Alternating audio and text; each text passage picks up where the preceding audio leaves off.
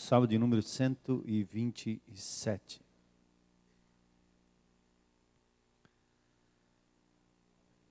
Se o Senhor não edificar a casa, em vão trabalham os que a edificam. Se o Senhor não guardar a cidade, em vão vigia a sentinela. Inútil vos será levantar de madrugada, repousar tarde, comer o pão que penosamente granjeastes. Aos seus amados ele o dá enquanto dormem. Herança do Senhor são os filhos, o fruto do ventre, seu galardão. Como flechas da mão do guerreiro, assim os filhos da mocidade. Feliz o homem que enche deles a sua aljava.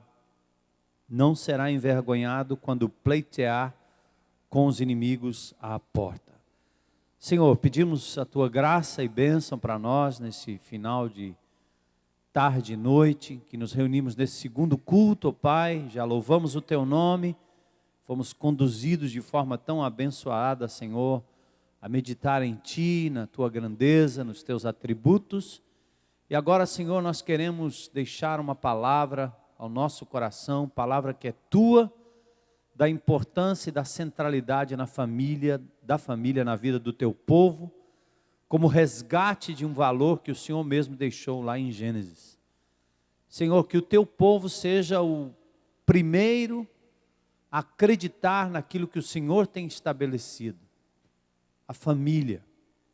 Que o teu povo, Senhor, seja uma testemunha fiel daquilo que o Senhor fez lá no princípio e continua fazendo em Cristo Jesus, restaurando padrões e valores que dizem respeito à família. Que a tua igreja, Senhor, seja um centro de recuperação para aqueles que já desacreditaram na família, embarcaram na onda do mundo. Que a tua igreja seja um lugar de resistência para destruir aquilo que o inimigo de Deus tem construído na vida das famílias, Senhor. Nós oramos nesse instante pela tua misericórdia sobre nós e que a despeito da nossa experiência, da nossa posição, a despeito das amarguras e das dificuldades da separação, do abandono, da traição, o Senhor continue movendo o nosso coração para perseguirmos o teu ideal, acreditando que o Senhor sempre tem o melhor para nós. Restaura-nos, Senhor, nesta área. Pedimos a tua bênção em tua direção, agradecidos por todos esses anos, Senhor, em que temos levantado essa bandeira por palavra e por exemplo. Pois é o que nós te pedimos nesta noite, em nome de Jesus. Amém. O salmista fala em edificar casa. Obviamente ele não está falando aqui de construção de tijolos. O que ele está dizendo é que se você tentar construir o seu lar, seu relacionamento, sem o Senhor, será inútil. É o Senhor quem edifica, porque um lar tem que ser fundamentado na palavra dele, só isso. Hoje você não pode pensar num casamento como seus pais, seus avós, seus bisavós, até porque esses exemplos estão se tornando cada vez mais raros.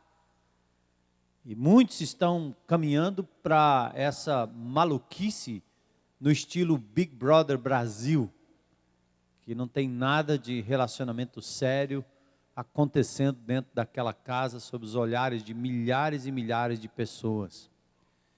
O que a Bíblia diz, o que a palavra de Deus está dizendo é, se você tentar construir o seu relacionamento, seja um relacionamento marido e mulher, seja um relacionamento namoro, de noivado, seja o seu relacionamento como pai com seus filhos, filhos com seus pais, qualquer que seja o relacionamento que diz respeito à família, seja ela de cônjuge, marido e mulher, ou então a mulher que assume o papel de pai e de mãe, ou o marido que assume o papel de pai e de mãe, qualquer que seja a sua tentativa de construir um ambiente, um clima de família, sem o Senhor, não vai acontecer.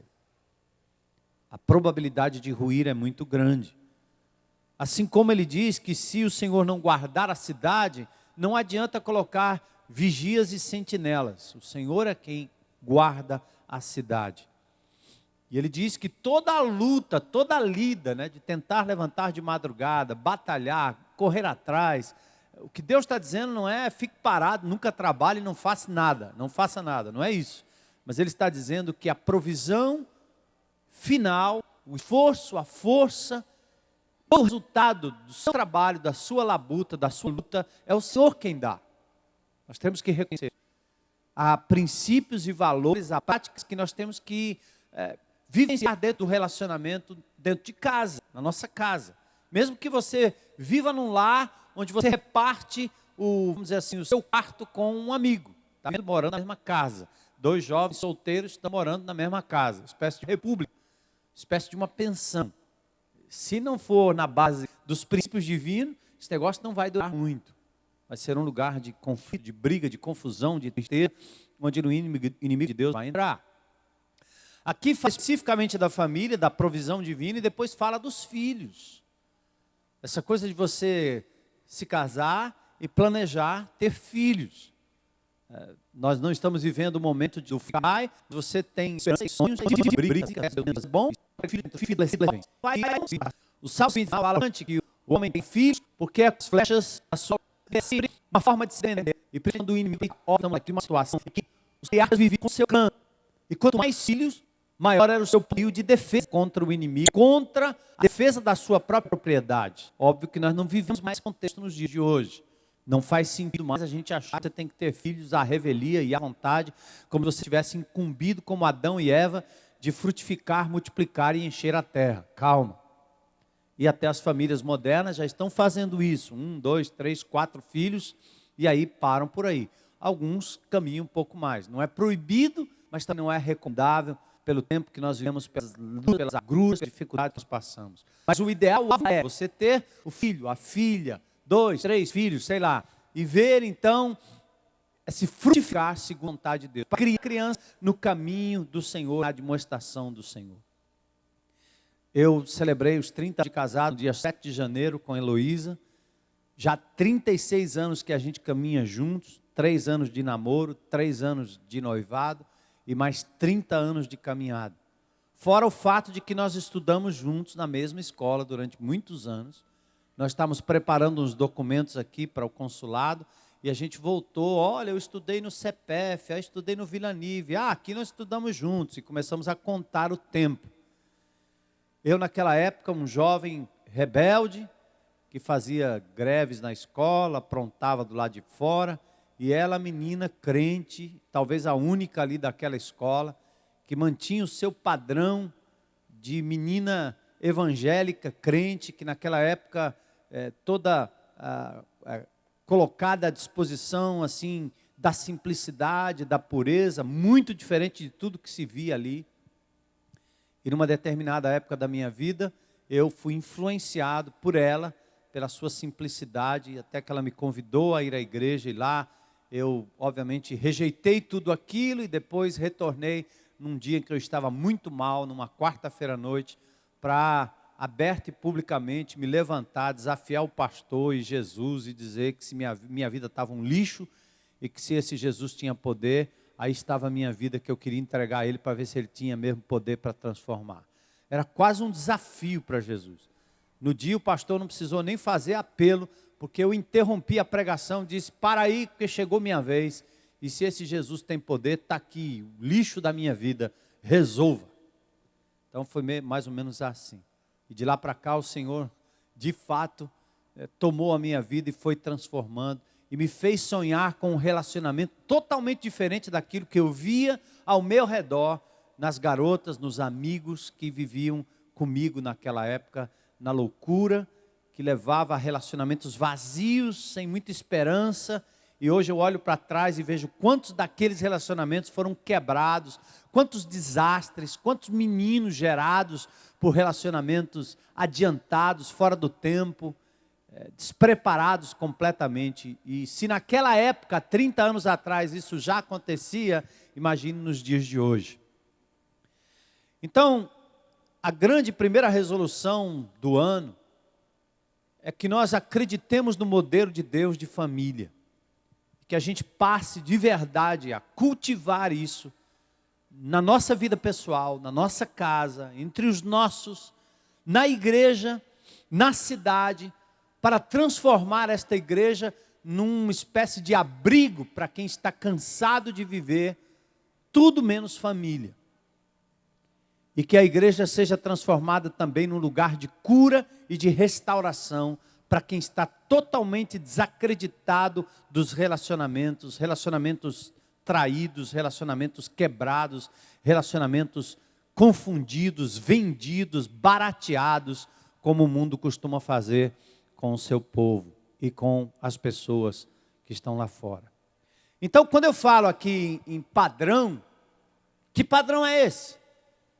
É a minha mãe, meu pai, meus avós, meus bisavós. Já foi o tempo em que nós tínhamos dentro de casa o padrão de amor e carinho entre dois adultos e os filhos ali obedientes e submissos, onde a criança encontrava abrigo e o idoso também encontrava um lugar para descansar e viver a sua velhice em paz, amparada pelos netos, amparado pelos filhos, amparado então pelo lar feliz, o lar da paz, o lar em paz. Onde é que nós temos esses exemplos hoje? São muito raros, estão cada vez mais distantes. Então agora mais do que nunca nós precisamos nos voltar para a Escritura. A palavra de Deus é o nosso guia de fé e prática. Não é o exemplo do pastor. O exemplo do pastor serve para estimular. Mas o meu exemplo só servirá enquanto ele estiver baseado e calcado na palavra de Deus. E eu quero abrir com vocês em alguns textos hoje, para a gente meditar e encerrar esse momento aqui com uma resolução abençoadora. Abram comigo em Gênesis. Gênesis. Lá no capítulo 1, capítulo 2.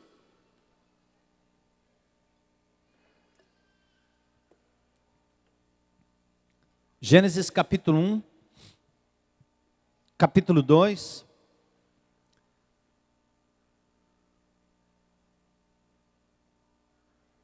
Quando no verso 27 Deus diz: criou Deus, pois o homem à sua imagem e semelhança, a imagem de Deus o criou, homem e mulher os criou. Ponto 1 aqui é o padrão de Deus. Parece que tem um grupo ali atrás concorrendo comigo, né? Oi.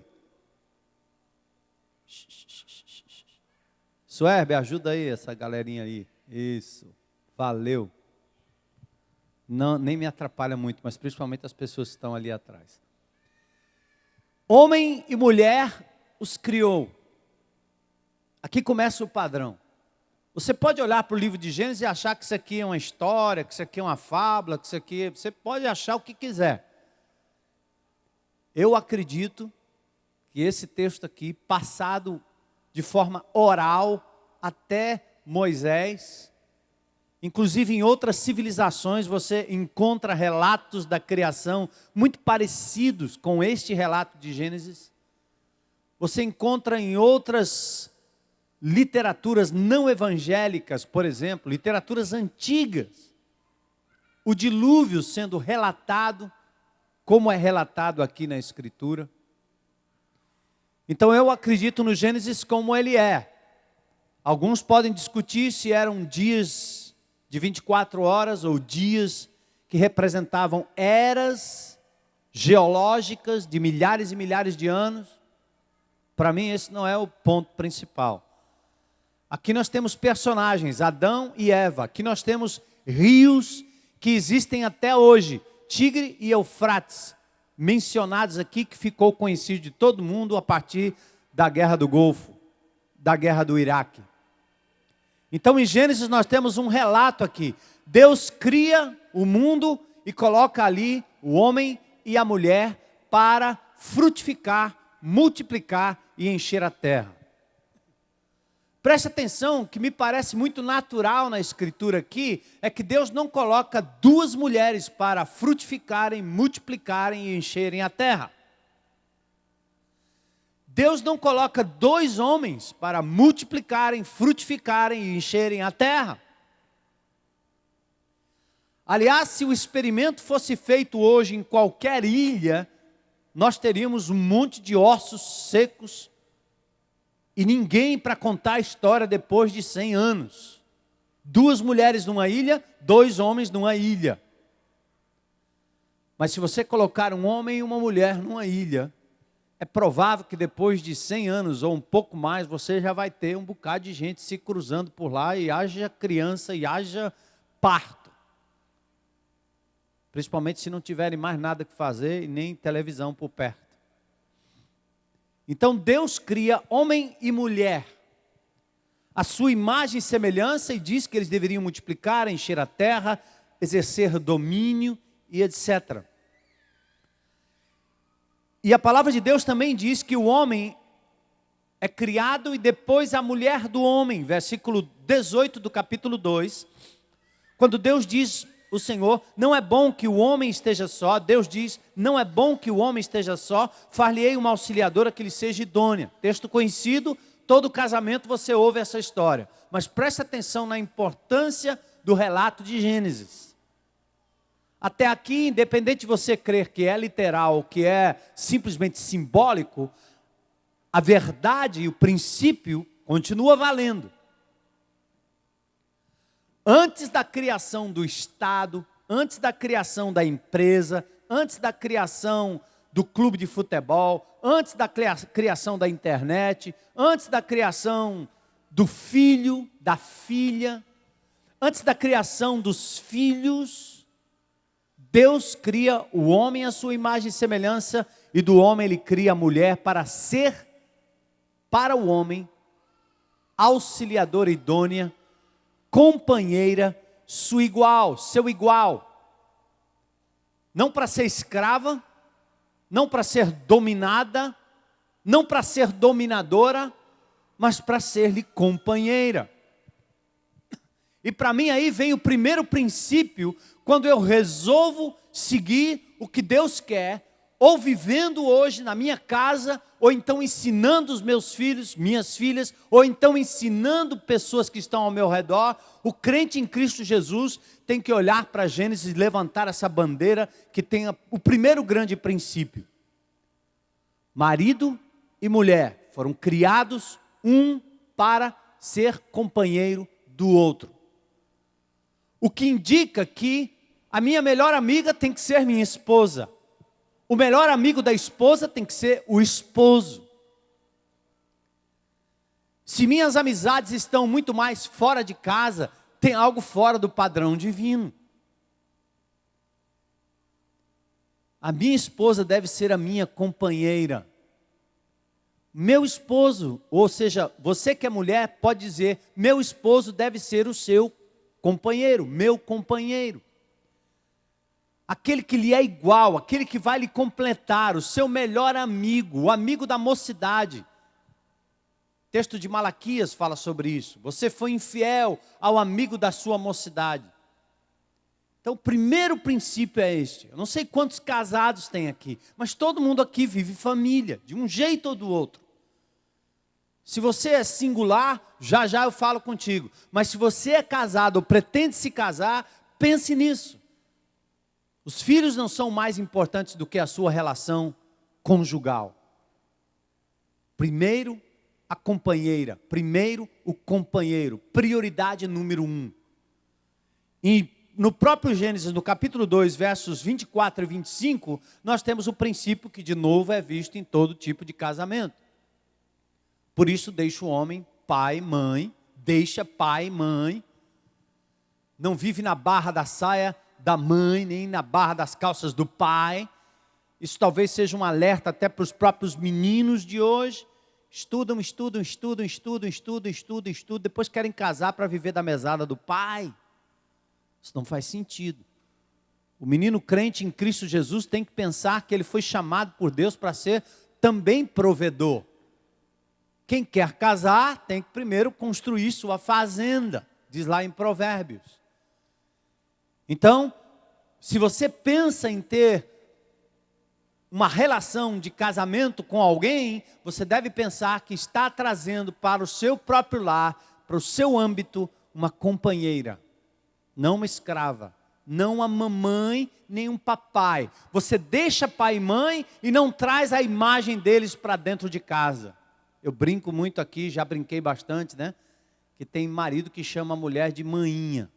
E tem maridão que chama também, aliás, a mulher que chama o marido de painho. Essa relação eu acho muito interessante, porque eu imagino um indivíduo saindo com um amante e dizendo painho, maninha. Geralmente, os elogios e as palavras são as mais floreadas possível. E depois que casa, aí começa a chamar de pai, de mãe, né? Meio estranho. Pai e mãe é outra coisa. Chama de meu amorzinho, minha cheirosinha, meu cheirosinho. Dê qualquer outro nome. Mas não chama de pai e mãe, né? Estranho. Você quer chamar de amante, amada, querida, né? Mas pai e mãe, não. O cearense, o nordestino tem muito disso, né? Eu sou filho de nordestinos, eu sei como é. Painho, maninha, painho, maninha. E aí fica complicado. Então, a relação é de companheirismo. Deixa pai e mãe geograficamente, deixa pai e mãe financeiramente, deixa pai e mãe emocionalmente, e vão viver os dois o companheirismo determinado por Deus. Esse companheirismo tem uma relação tão profunda, que é um companheirismo restaurador. Presta atenção, tudo que é vivido na igreja precisa ser vivido em primeira instância dentro da sua própria casa. Não é na igreja que você acha o maior padrão de restauração, o maior padrão de amizade, o maior padrão de pastoreio. Não é na igreja. Começa de casa.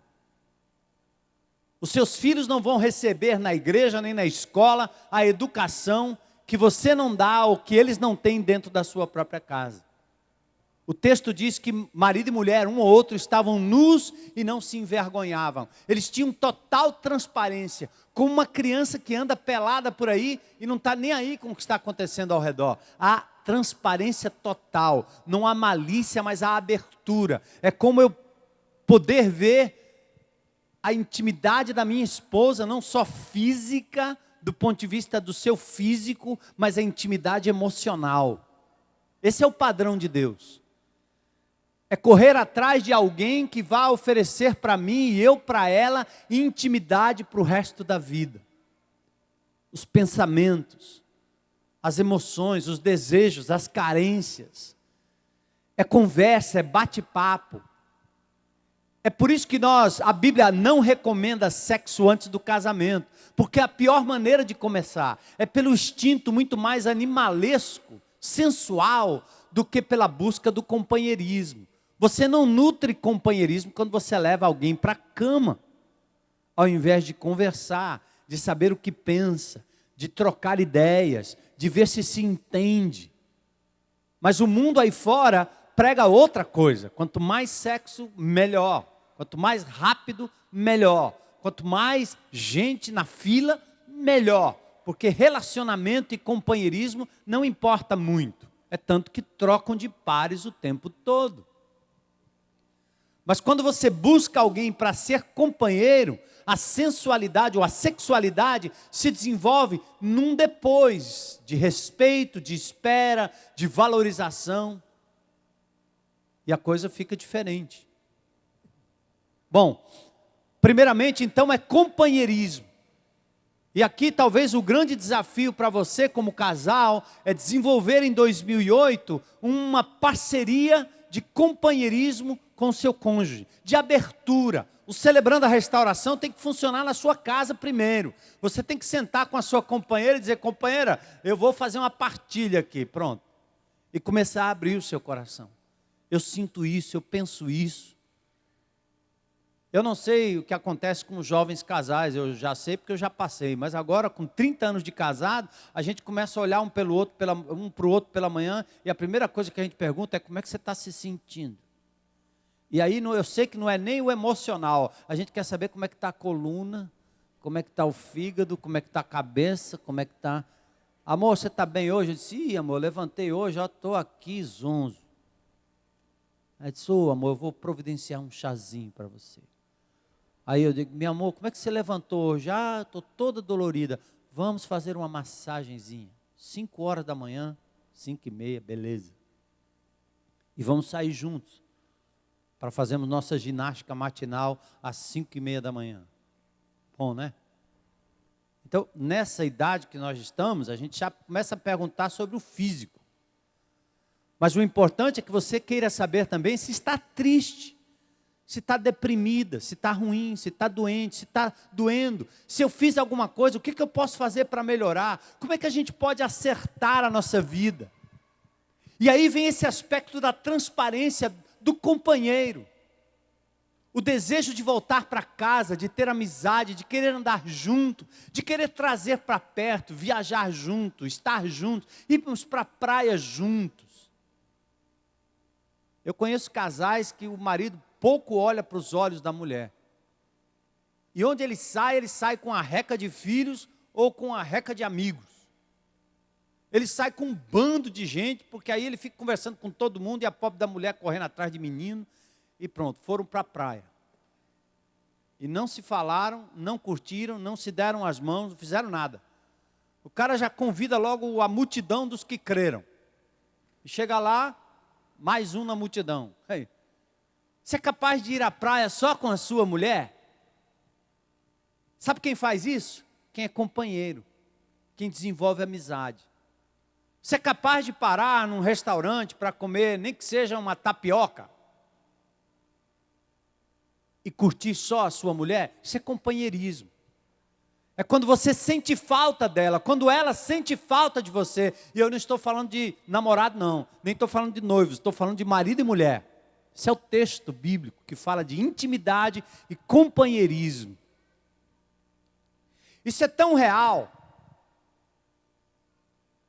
que quando Isaac e Rebeca foram para perto dos filisteus, já em Gênesis no capítulo 26, Abimeleque queria dar um jeito de ficar com Rebeca para ele. Aí o rei estava lá passeando, de repente ele viu Isaac acariciando Rebeca. No meio do mercado, imagina. Ele correu para Isaac e disse: você ficou louco? Como é que eu ia colocar a mão na sua mulher? Ela é sua esposa, você não me disse nada, você disse que era irmão, você estava querendo o quê? Ela é sua esposa, eu lhe vi acariciando a sua mulher publicamente. Eu acho engraçado que quando a gente está namorando, a gente fica se amassando para todo lado e para todo canto. Eu me lembro na época que eu me converti na Igreja Batista, agora que eu não sento muito aí, mas eu via os casaizinhos, tudo, pastor pregando, culto rolando, e os caras se embrulhando na hora do culto. E depois que casa, a mulher chega e depois o marido chega. Ou o marido chega e depois ela chega. Eles andam um distante do outro, parecendo... Nem índio anda desse jeito. Ou seja, falta essa intimidade que Abimeleque percebeu em Isaac e Rebeca, onde ele acariciava com muito carinho, com muito amor, porque nutria a transparência, a amizade, o perdão, o carinho, que o A2, com seus cultos e programas e treinamentos, lhes ensina. Para que a casa seja o lugar, principalmente o relacionamento marido e mulher, seja o lugar de pastoreio. Você não precisa de pastor se o seu marido for o seu pastor. Você não precisa de pastor se a sua esposa for a sua pastora, para cuidar de você, amar você, ser sua companheira, sua amiga chegada, para compartilhar com você as lutas e as dificuldades. Tudo começa dentro de casa, dentro de casa. E em se tratando do relacionamento marido e mulher, tem mais um texto que eu queria abrir com vocês.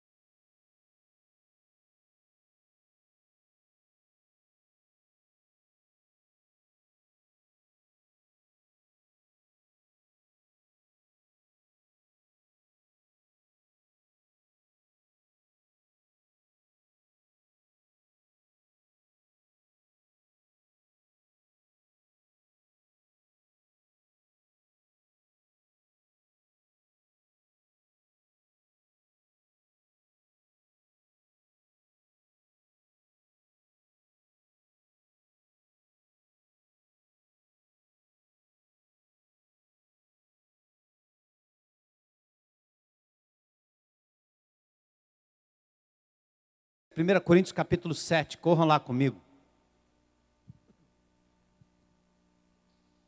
Primeira epístola de Paulo aos Coríntios, no capítulo 7.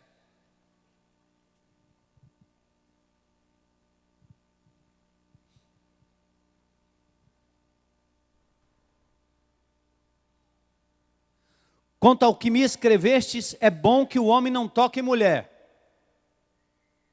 Fica longe, senão sai faísca. Eu passei os 3 primeiros anos da minha caminhada com a Heloísa, e logo como menino do mundo, fui chegando, me achegando, e a coisa já estava ficando complicada. Até que eu fui para um acampamento e um homem puxou minha orelha e disse: se você quer dignidade no seu casamento, preserve-se. Guardem-se. E naquele dia eu chorei muito, nós choramos. E eu disse para ela: Elô, agora eu não te conheço mais. Quando a gente estiver na igreja, não te conheço mais. E nós nos envolvemos nas coisas de Deus. E nos distanciamos fisicamente um do outro. Jejum durante 3 anos de qualquer tipo de amasso mais chegado. Para que Deus nos desse, para que Ele nos desse a bênção de termos um leito sem mácula e um relacionamento que não fosse manchado por falta de amor, por falta de espera, por falta de respeito mútuo, por entender que o meu instinto quase animal tinha que sobrepujar o meu respeito, o meu carinho por ela. Mas aqui Paulo diz: quanto ao que vocês me escreveram, é bom que o homem não toque mulher. Mas por causa da impureza, cada um tem a sua própria esposa e cada uma o seu próprio marido. Marido, conceda à esposa o que lhe é devido e também semelhantemente a esposa ao seu marido. Ou seja, eu fui criado para suprir as necessidades dela, ela para suprir as minhas necessidades. Recíproca. A mulher não tem poder sobre o seu próprio corpo, e os homens dizem amém. E sim o marido, amém. E também, semelhantemente, o marido não tem poder sobre o seu próprio corpo, amém. E sim a mulher. Você quer, mas eu não quero. Você não quer, mas eu quero. E aí? Opa! O que Paulo está ensinando aqui é reciprocidade, respeito mútuo, espera, respeito pelo outro. Até que o outro abra a porta, não entre. Até que o outro esteja disposto, não invada. Respeito, conversa. Mas você também deve compreender a necessidade do outro, a busca do outro, a exclusividade do outro. Seja você e não o outro que beba do manancial. Está lá em Provérbios, no capítulo 5. E aqui agora, presta atenção, um campo importantíssimo. Não vos priveis um ao outro, salvo talvez por mútuo consentimento, por algum tempo, para vos dedicardes à oração e novamente vos ajuntardes. Olha o que o texto diz. O companheirismo, a amizade, a intimidade culmina no casamento com um relacionamento íntimo sadio. Esse é o melhor lugar do mundo. É o melhor ambiente, a melhor situação é quando você é casado. Mas o texto diz o seguinte: se você, enquanto casado, for se abster da prática sexual, só faça isso se houver consentimento, o quê? Mútuo. Vocês estão vendo aí comigo? E isso deve existir apenas se for para dedicação ao jejum, à oração, à prática de alguma disciplina espiritual mutuamente combinada. Há casos, por exemplo, de doença, casos, por exemplo, de viagens. E vocês devem orar um pelo outro e combinar um com o outro que a abstinência sexual acontecerá debaixo de oração. Por quê? Porque a Bíblia diz isso. Para que Satanás não vos tente por causa da incontinência. As traições, os deslizes, os adultérios, acontecem não só pela falta de sexo, mas pela falta de companheirismo, pela falta de transparência, de intimidade, e então a falta de relacionamento íntimo que vai se distanciando, e lá sai a mulher em busca de um parceiro e o homem em busca de um outro parceiro, e o diabo entra para arrebentar o casamento, destruir o relacionamento, o companheirismo e destruir os filhos. Então, a beleza do relacionamento e da intimidade. Mas, o que dizer dos solteiros? Das mulheres ímpares, dos homens ímpares, dos jovens ainda não casados? O texto do apóstolo Paulo em 1 Coríntios capítulo 7, ainda diz o seguinte: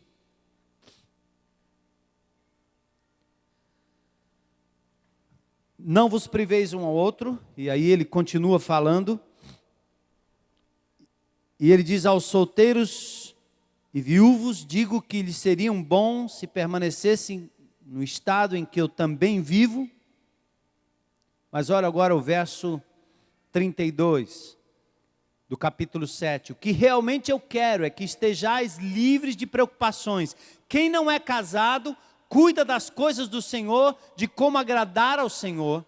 Mas o que se casou, cuida das coisas do mundo, de como agradar a esposa ou o marido. E assim está dividido. Também a mulher, tanto a viúva como a virgem, cuida das coisas do Senhor para ser santa, assim no corpo como no espírito. A que se casou, porém, se preocupa com as coisas do mundo, de como agradar ao marido. Olha o que é que Paulo está dizendo aqui. É claro, né? De novo é a cartilha que manda. Isso aqui é demodê, na época do apóstolo Paulo só. Então você vai ter que arbitrar o que é moderno, o que não é moderno, o que é pós-moderno, o que não é pós-moderno, o que é antigo, o que não é antigo, e você vai começar a se desviar dos caminhos do Senhor para o seu relacionamento e criar atalhos que vão lhe levar à destruição. Não faça isso não. Se você é solteiro, o texto diz: põe a tua cabeça nas coisas do Senhor. Dedique-se. Voluntarie-se. Coloque-se na brecha, diga: Senhor, eis-me aqui, eu quero ocupar a minha mente com as tuas coisas, além das minhas obrigações de estudo, de trabalho, eu quero viver ministério para a tua glória e para a tua honra. Dediquem-se. Mas se você é casado, se você é casada, qual é a orientação? Cuida das coisas do mundo e como agradar o seu cônjuge, é prioridade. Você deve amar Jesus mais do que você ama seu marido. Você deve amar Jesus mais do que você ama a sua esposa. Mas você não deve amar nem a igreja e nem o ministério mais do que você ama o seu cônjuge. Jamais. Eu conheço muitas mulheres que dão testemunho dizendo: realmente o Senhor me convocou para uma obra. Meu marido nem crente é, mas agora eu estou aqui nessa obra maravilhosa. Ele não deixa, mas é que ele está com o diabo. E eu estou com o Senhor e o Senhor me chamou. São essas revelações que não têm respaldo nas Escrituras, porque o que a Bíblia diz é outra coisa. É que a prioridade está em você cuidar das coisas de casa, do mundo, da família e agradar o seu cônjuge. Esta é a sua prioridade. Eu já aconselhei muitas mulheres que disseram: meu marido não deixa eu vir para a igreja, ou minha mulher fica em casa aborrecida porque eu venho para a igreja. Fique com ela lá. Agora você tem a internet até para resolver. E ore a Deus para que Deus mude o coração da sua mulher, Deus mude o coração do seu marido, mas não infrinja a lei do Senhor. O que ele não pode fazer, ou ela não pode fazer, é fazer com que você negue Jesus. Isso não. Isso seria uma loucura. Mas o trabalho, o ministério, a frequência à igreja, não deixa colocar em xeque, não seja turrão, não bata o pé, mas tenha confiança no poder de Deus, porque o coração do rei está nas mãos do Senhor. O Senhor vai inclinar para o lado que Ele quiser. Deus é capaz de mudar o coração do seu marido e da sua esposa. Ele é capaz. Fique firme no seu posto. Ame. E o Senhor vai honrar. Se é solteiro, cuida das coisas do Senhor. Em como agradar o Senhor. Abstenha-se da relação sexual. Busque a pureza. 1 Tessalonicenses 4, 3, 4. Jovens já falaram aqui várias vezes sobre a nossa atitude 4, 3, 4. Buscando a pureza sexual acima de tudo. Preservando o seu corpo.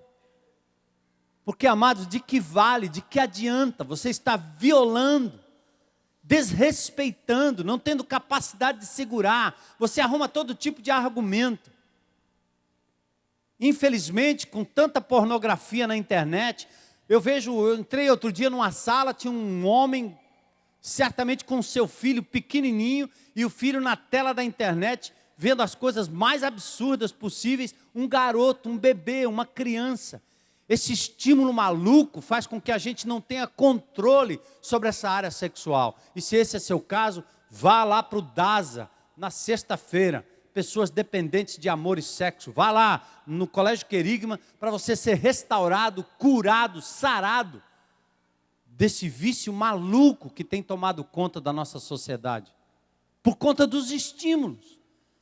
Mas é possível esperar, é possível se preservar, é possível se guardar.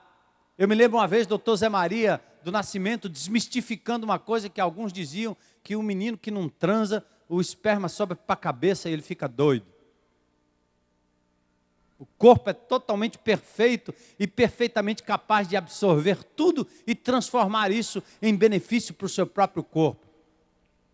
Quando Deus manda uma coisa na sua palavra, Ele tem todas as implicações médicas, científicas que você possa pensar. E principalmente a implicação da saúde mental da família. O solteiro cuida das coisas do Senhor em como agradar o Senhor. Queridos, um outro aspecto importante no relacionamento marido e mulher, no relacionamento familiar, é o único ambiente capaz de dar a uma criança a estabilidade emocional que ela precisa, a estabilidade espiritual que ela precisa, a estabilidade física que a criança precisa. Deus bolou a família desse jeito. Pais, amem seus filhos, disciplinem os seus filhos no Senhor, não irritem seus filhos. Filhos, obedeçam seus pais, honre os seus pais, porque todos os princípios de autoridade são ensinados em casa, enquanto a criança respeita papai e mamãe.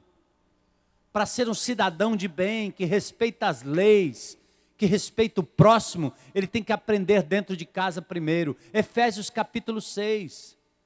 O único mandamento com promessa é: honra o teu pai e tua mãe, obedeça o teu pai e tua mãe.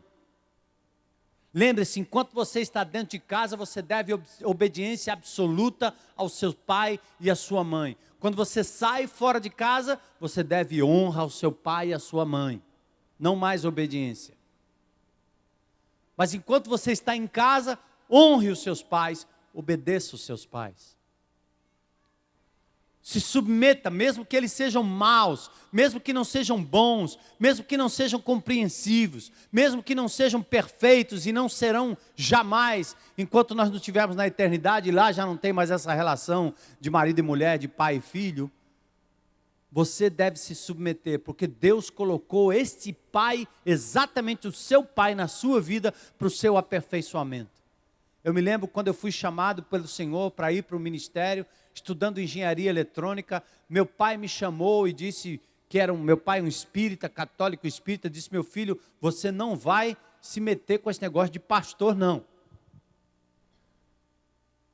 Eu quero que você seja um engenheiro e se forme em engenharia, eu não quero que você se meta com esse negócio de pastor. E eu, jovem naquela época, entusiasmado com o ministério, ensinado que eu deveria abandonar tudo para fazer seminário, que hoje eu não aconselho a ninguém, nem acho correto. porque a formação básica para o jovem hoje é a universidade, é uma espécie de alfabetização, porque senão ele não vai muito longe nem estudando a Bíblia. Mas naquela época meu pai disse: não, meu filho.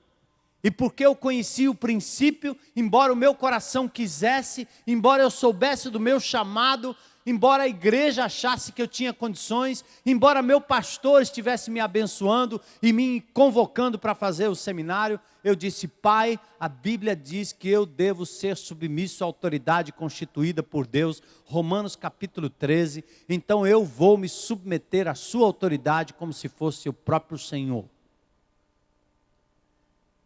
Eu abri mão de seminário, fui fazer a minha engenharia eletrônica, me preparar, até que um dia meu pai me chamou de novo e disse: me diga aí o que é que você quer mesmo. Eu disse: eu sei o que eu quero no meu coração, eu sei que eu quero obedecer o Senhor, mas o meu grande desejo é ir para o ministério pastoral. Eu sei que Deus tem me chamado para isso, mas eu só irei no dia que o Senhor me liberar. Ele disse: meu filho, pois você está liberado, pode ir. 3 meses depois, meu pai entregou a vida dele a Jesus. E uma das coisas que ele alegou foi que ele percebeu a seriedade do Evangelho, que pede que os filhos continuem obedientes aos seus pais. E que respeita a palavra de um homem de palavra, autoridade sobre a casa. Eu jamais poderia ser bem sucedido no ministério se eu não tivesse a bênção dos meus pais, do meu pastor, da minha igreja que me enviou. É muito séria esta questão e nós estamos muito longe de refletirmos isso dentro de casa, principalmente nos lares cristãos, porque nós abandonamos o padrão há muito tempo. As crianças mandam. Nós vemos o que acontece no Geração Futura, uma loucura para tentar controlar crianças cujos pais não têm o mínimo controle, muito pelo contrário, são controlados pelas crianças. Mas o lar, a família integral é o melhor ambiente para criarmos esses meninos e essas meninas de forma sã. O lar oferece senso de segurança, senso de valor, senso de competência. Todas as frustrações, é só você olhar para você mesmo. Olhe para você, para a sua vida. Todas as nossas frustrações, todos os nossos vícios, todas as nossas falhas de caráter, eu diria que a maioria tem origem na nossa criação lá atrás. Abandonados, preteridos, trocados, desprezados, lançados para babás, para televisão, pais ausentes.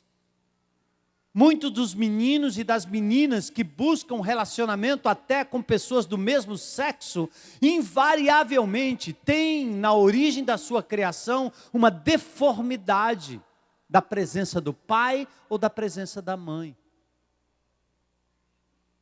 E muitas vezes, antes da gente colocar o dedo para condenar, nós temos que começar a compreender a origem dessas coisas. Um menino e uma menina que buscam um relacionamento com pessoas do mesmo sexo ou de outro sexo, nem sempre estão lá por sexo. Elas estão lá simplesmente porque querem ser aceitas, amadas e valorizadas. Coisas que na família eles nunca receberam. Então tem que receber de alguém. Muitos acham isso na mesa do bar, outros acham isso no time de futebol, outros acham isso lá na gandaia, na loucura, até na gangue. Os bandidos, líderes de gangues, eles têm muito mais poder e influência sobre as crianças, porque essas mesmas crianças são carentes de liderança, carentes de regras, carentes de carinho, de amor, de aceitação, de valorização. Todo o poderio que uma gangue oferece, que um traficante oferece para um menino de rua, para um jovem do condomínio rico ou da favela mais pobre, tudo isso tem por trás a carência deixada e o buraco deixado numa má formação familiar. Irmãos, isso é sério. E a igreja é o único local onde nós podemos resgatar esses valores, voltando para a palavra de Deus e dizendo: Senhor, embora tudo esteja arrebentado ao nosso redor, eu creio que o Senhor pode restituir o valor da família, o amor pela família, a relação de autoridade e submissão entre pai e filho, o companheirismo entre marido e mulher, o respeito entre os jovens, a espera sadia, o relacionamento limpo, o leito sem mácula, a virgindade como valor que preserva qualquer indivíduo da AIDS, qualquer indivíduo das doenças venéreas, preserva o indivíduo de procriação, de ter filhos inadvertidamente, não ter o seu contra-cheque dividido por filho aqui, filho acolá, mulher aqui, mulher acolá, numa loucura que tem levado muitos até a morte e ao suicídio, porque estão de aventura em aventura, de aventura em aventura. É interessante, né? Que a Organização Mundial de Saúde até admite que a abstinência sexual é um remédio, é uma das formas de se evitar a AIDS. Só que ninguém divulga, porque isso não vende camisinha.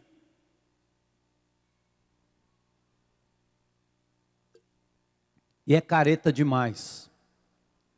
Até que o povo de Deus tenha coragem de ser careta por Jesus e viver de forma sadia e transpor a barreira do tempo e oferecer para as crianças, para os jovens, para os adultos e para os idosos. Queridos, faça uma pausazinha antes da gente terminar aqui. Pense como serão os idosos daqui 10, 20 anos. Aonde eles receberão abrigo? Na casa de quem? Da outra, do outro? Nunca se violentou tanto idoso. Nunca se bateu, se extorquiu. Nunca se maltratou tanto idoso.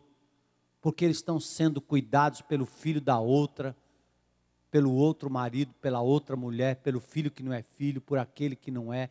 Porque nós não temos mais a sequência da família. Onde você tem o pai, a mãe, o filho, os netos, e o envelhecimento podendo ser vivido a dois, na compreensão de quem caminha anos, e depois, quem sabe, cuidado pelos próprios filhos, capazes de amar com amor, que só Jesus pode dar, para tolerar a doença, tolerar a senilidade, tolerar o Alzheimer, tolerar tantas coisas que acontecem na velhice. Então, hoje à noite, eu queria terminar com uma resolução. A resolução, ou várias resoluções, que vão levantar a bandeira da família. Como Deus desenhou. Eu vou pedir que todos os casados, marido e mulher, estejam aqui, os parezinhos, fiquem de pé, por favor.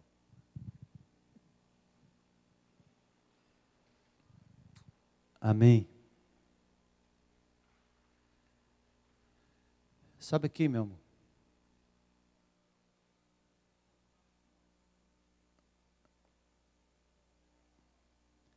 Ela está ficando tão linda, está virando até dançarina. Hoje nós dançamos um forró lá na sala.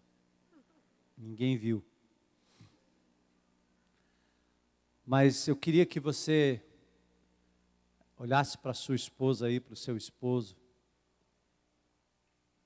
e tomasse uma resolução de preservar o casamento entre vocês dois, de buscar ser transparente, cultivar o companheirismo, procurar estar ao lado nos momentos difíceis, nos momentos de alegria, acreditar na instituição que Deus criou e procurar, pela graça e misericórdia de Deus, ser exemplo para as vindouras gerações.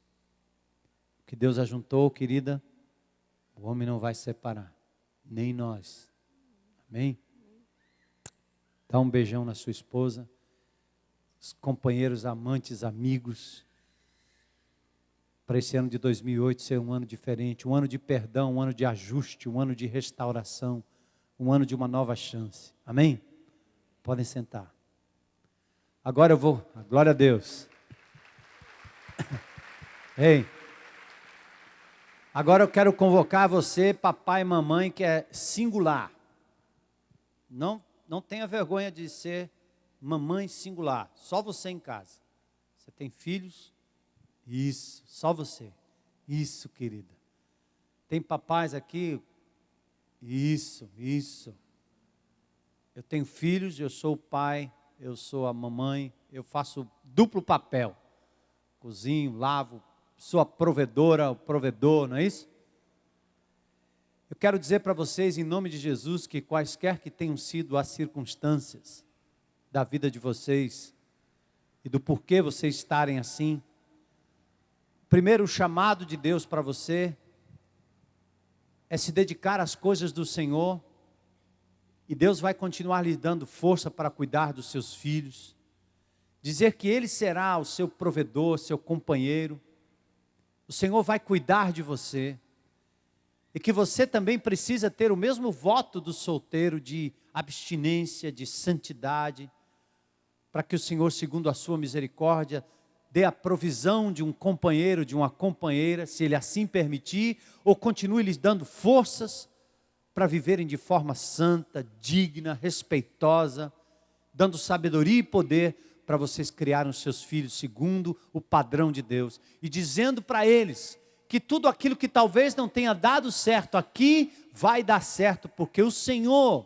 proverá, o Senhor o fará. Olhe para trás não com amargura, mas com sentimento de perdão. E consiga olhar para frente e projetar na vida dos seus filhos o exemplo bíblico de que é possível viver casamento para a glória de Deus. Estou vendo a mamãe aí abraçando a filhotona, né? Linda. Pois Deus vai prover para a vida dela. Profetize.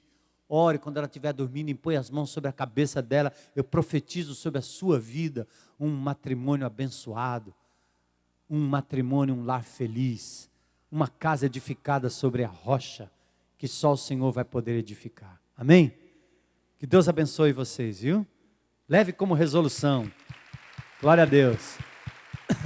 E mais, vocês vão encontrar na igreja de Jesus o abrigo, o cuidado, a amizade. Eu espero que vocês estejam encontrando no grupo pequeno, no meio dos irmãos, pessoas que vão lhes aceitar e lhes amar como vocês são e como vocês estão, até que o Senhor mude, né? Se for da vontade dEle. Amém? Agora eu queria que ficasse de pé todos os solteiríssimos e solteiríssimas da Silva. Bora, mano? Ó, galera. Ih! Quer casar, não? Então, a primeira coisa que você tem que fazer é dar uma olhada 360 graus ao seu redor. De repente, o escolhido, a escolhida pode estar ao redor aí, né? Tem gente que diz assim, não tem menino na igreja, não tem menina na IBC, como é que pode? Olha aí a multidão dos que creram, né? Amém? Qual é a resolução para você? Querido, em nome de Jesus, não deixa o mundo enfiar na tua cabeça outro modelo que não seja o modelo da palavra de Deus. Porque esse modelo que o mundo oferece é falso, é doente, já tem se demonstrado e se mostrado pernicioso, não funciona. O que deixa são vidas abandonadas, fetos jogados pelo canto, crianças sem pai, sem mãe, atrás de um exame de DNA, procurando uma identidade. E talvez alguns de vocês já são frutos dessa maluquice que está acontecendo por aí, frutos de separação. Mas Deus tem mudado o seu coração e vai mudar o seu coração.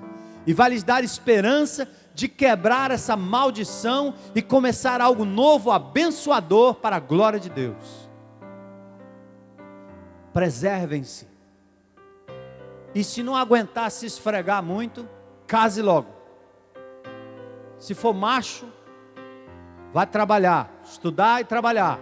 Não vai casar com a mesada do seu pai, tá certo? Valeu? Bora malhar, trabalhar, ganhar um trocadinho. E tem sempre um AP ou uma casinha debaixo da ponte para você juntar os trapos e começar do zero, quase do zero, como a maioria de nós começou aqui. Preserve-se, guarde-se em nome de Jesus. Faça um pacto com seus olhos, como disse lá em Jó capítulo 31, para não colocar os seus olhos na pornografia, na loucura, na besteira, na bestialidade. Não vale a pena. Tem coisa melhor para você. Malha muito, corre muito, se desgasta muito, estude muito, trabalhe muito, sirva ao Senhor muito, e o Senhor vai prover para você e fazer o seu sonho realizar. Deleitem-te no Senhor, deleitem-se no Senhor, e Ele concederá o que deseja o seu coração. Não desistam, creiam que é possível. Eu caminhei 30 anos, e estou vendo agora os dias que Deus tem para mim, cada dia melhor. Talvez alguns dos seus pais são bons exemplos. Se não forem, perdoem-lhes e continue acreditando no modelo divino.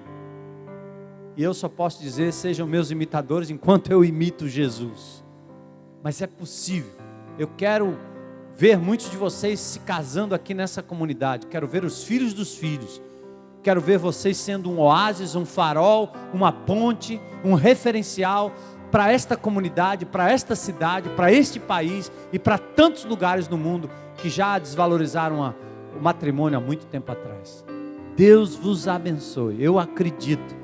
Pastor Zé Edson é o pastor casamenteiro. Ele não está aqui, mas cara, ele vai fazer muitos dos aconselhamentos com vocês, com certeza, tá certo?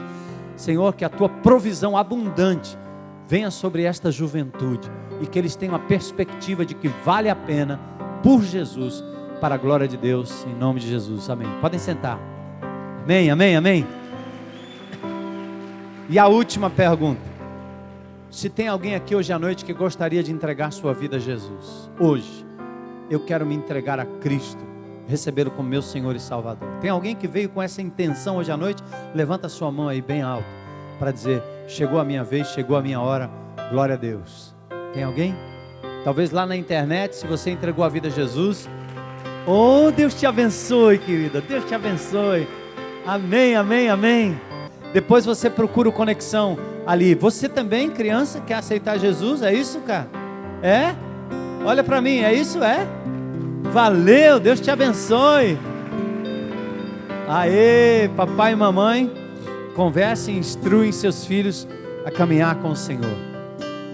Deus, nós te agradecemos por esta noite, pela oportunidade de falarmos do casamento, da família, como uma instituição divina.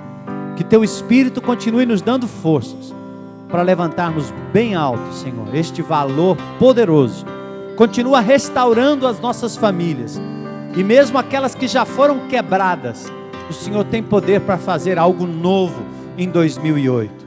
Restitui, Senhor, restaura, Senhor, emenda, remenda, conserta, faz novo de novo, para a honra e glória do teu Filho Jesus, em nome de quem oramos e agradecemos.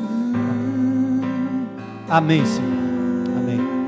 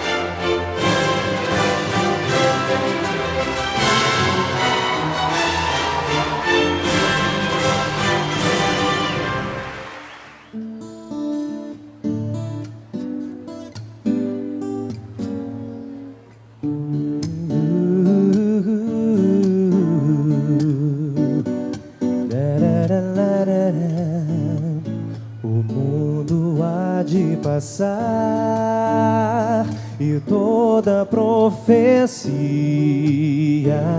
os dons, as línguas e tudo mais que existir. Porém, como aquele que foi, hoje é e para sempre há de ser. O amor é a essência de Deus e para sempre também vai viver. Bondoso e sem rancor, fiel e consciente, humilde e sofredor, espera tão somente, justo e verdadeiro, tudo suporta, em tudo crer.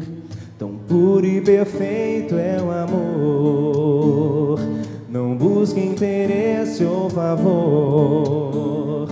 Mistério, expressão, vida e luz do Senhor.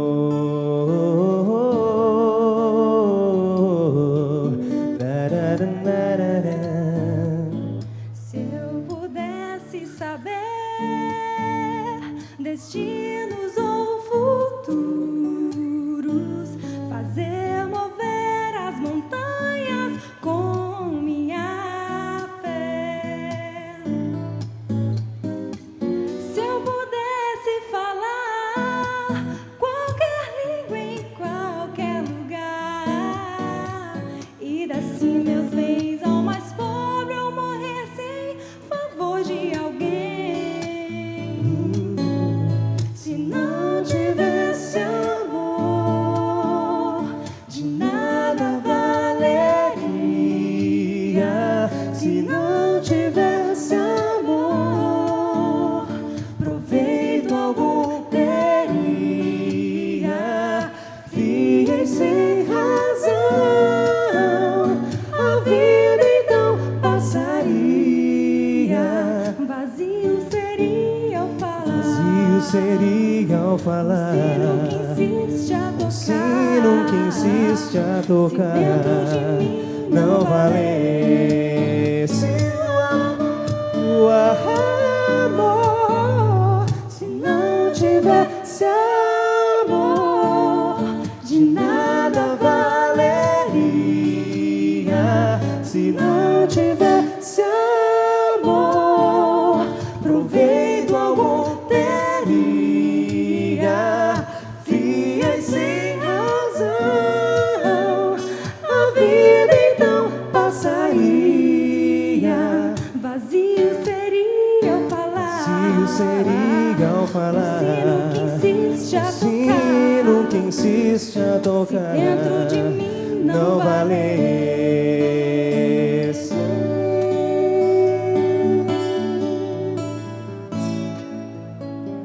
o amor.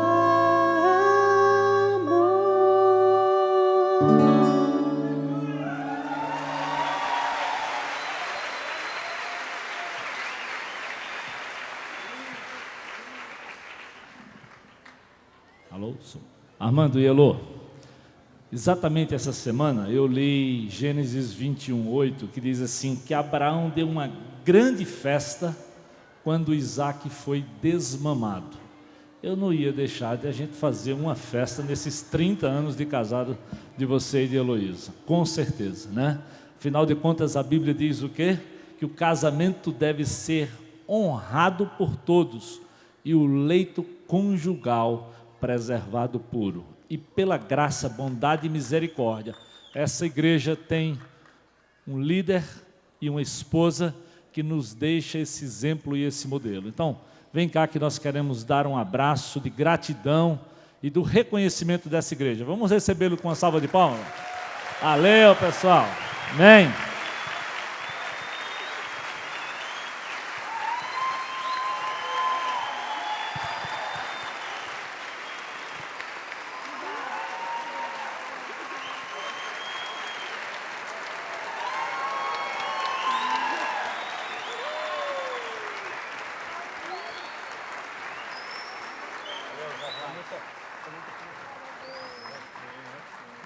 Zé, gostei, Zé.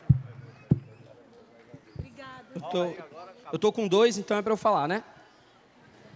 Me deram a incumbência de fazer uma homenagem para o casal. Eu contaria uma piada de sogra, mas como eu prometi para minha sogra há tempos atrás que não faria piada com sogra, então vou cumprir a promessa. Não vou fazer, viu, Tchelo? Vou só contar uma história para vocês, de exemplo, né? Há mais ou menos uns 10 anos, eu entrei na casa do pastor Armando. Ele estava lendo um jornal de cabeça para baixo, me esperando, né? Eu estava chegando para pedir a filha em namoro. E eu lembro que na nossa conversa eu fui todo munido de Salmo 119, né? Pode deixar que eu estou preparado. Aí eu lembro que no meio da conversa ele falou sobre liderança. Aí eu, não, pastor, liderança? Pode contar aí, estou aqui. Aí ele olhou para mim e disse, não, mas na verdade, a liderança sobre a minha filha ainda é minha. Você um dia, depois que casar, aí possivelmente você vai ser o cara exclusivo da liderança da minha filha, lá debaixo da liderança de Deus. Aí eu saio do circuito, mas até lá, eu estou aqui na liderança, a prioridade é minha. E eu achei aquilo estranho, né? Porque eu disse, puxa vida, eu esperava que o namoro era o cara que liderava, não sei o que e tal. Mas o mais interessante disso tudo é que eu percebi nessa caminhada de 10 anos para cá, de relacionamento com a Midian, casamento e tudo mais, que o mais gostoso disso tudo é o exemplo. Mais do que o que ele me falou, que eu percebi que liderança é algo que acontece no dia a dia, não é algo que é falado, não é algo que é imposto, né? Isso para mim significa muito. Eu queria dar glória a Deus pela vida de vocês, pelo exemplo que vocês são de casal. Eu tenho 5 anos de casado, faltam 25 para eu chegar onde vocês estão. Eu espero que vocês tenham mais e mais anos aí pela frente, para continuar abençoando a vida da gente, servindo de exemplo para a nossa família. A gente escreveu um texto aqui, para não esquecer. Obrigada, amor. Amor, vida, alegria, contentamento, escassez, gratidão, fartura, integridade, casal, ministério, disciplina, fidelidade, relacionamento, lutas, conquistas, lágrimas, vitórias, caminhada. São algumas das muitas palavras que poderiam descrever todos estes anos, os quais tivemos a oportunidade de viver família, projeto de Deus. Somos gratos por tanto tempo de investimento e por vocês nos presentearem com o maior legado que poderíamos receber, o amor e a pessoa de Jesus. Somos a prova viva da graça de Jesus e do cumprimento do que a palavra diz em Deuteronômio 7:9. Saberás, pois, que o Senhor teu Deus, Ele é Deus, o Deus fiel que guarda a aliança e a misericórdia até 1000 gerações aos que amam e guardam os seus mandamentos. Ao conviver com vocês, aprendemos que vale a pena viver casal, família, e que a presença de Jesus é fundamental para ver fluir no relacionamento o amor incondicional de Deus por nós e uns pelos outros. Obrigado por todo carinho, cuidado, exemplo, servitude, disciplina alimentar, pastoreio, cuidado um pelo outro e o tempo. Que o Senhor multiplique esses 30 anos e permita que vocês vejam o que Deus já fez, faz e fará na vida da sua igreja, filhas, genros, netos, bisnetos, com o amor da família que está crescendo. Amamos vocês.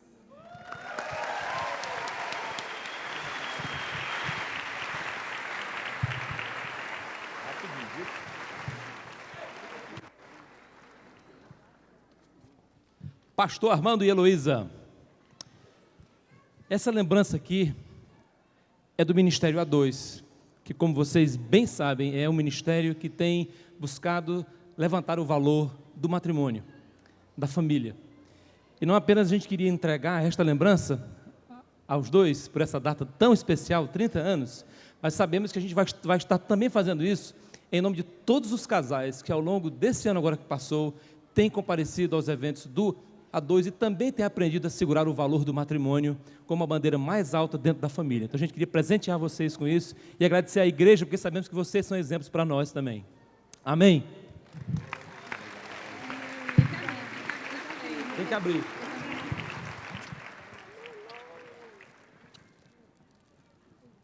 Mandar abrir aqui abrir, tirar e mostrar. Enquanto isso, eu vou...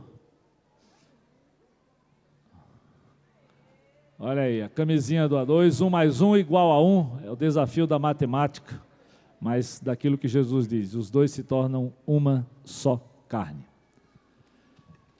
Amém? Vamos ficar de pé, pessoal? Vamos orar? Então, coloca a sua mão aí sobre o casal, nós vamos nesse instante orar pedindo a bênção de Deus, para que o Senhor continue preservando e abençoando essa família como líderes dessa comunidade e da sua própria casa. Jesus, muito obrigado, porque o Senhor é tremendo, nós agradecemos da Tua graça, misericórdia, da Tua bondade na vida do Armando e da Elô durante esses 30 anos.